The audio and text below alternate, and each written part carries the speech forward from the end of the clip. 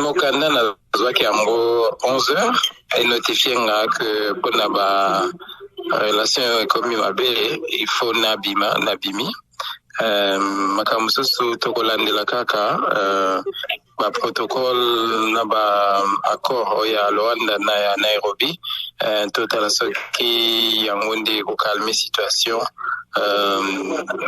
boboto pe kimia ezonga. Kasi mokano ya ekolo Congo démocratique elingi penza koloba nini toyebi ba pesio déjà mokanda koloba kolongwa pona yo nini koloba nini? Eza message ya mécontentement côté na bango mais stoppé que processus ya Nairobi na ya Luanda et continuer pour likambo penza oezo diviser batu région na ba congolais na kati na bango ezo pe solution. Bongo mokando epesa melio elinko banini bazo pamela yo likambo moko to pe ezana likambo ngate eza likambo mboka mibale nga mutuna la représenter mboka Rwanda. Donc message à Rwanda et comme Lingae exact que Vincent Karega a sali boye teuto boye mais a représenté Mboka et je m'assume. Kasi siko yo zali wapi penza na ye Brazzaville kozwa pepo na biso Rwandais et kokende dans quelques instants.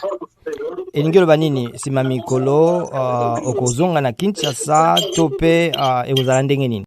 Nanisite na kozonga mais soki makambo bongami mtu mzozo na kozonga l'essentiel il faut que bamboka ezala na relation.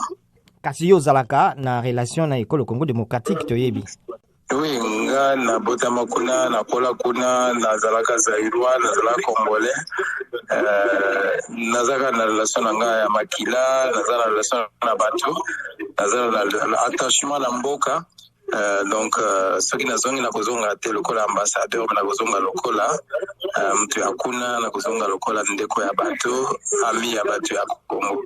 Kasi loko nini singeli kosala siko toyebeza na misala ya Nairobi misala ya Luanda eza pena bato bazobeta mbela accord eza ebele eza clair ba acteur nyonso tu balandela yango nakanisi soki basali bongo likambo ekobongama. Okay, ubangi te tokende na bitumba lokola bamusu bazoloba na siko na Goma na Ndelo na bato tension eza makasi ya wana na koloba mingi te mpo naza na baparametre nyonso te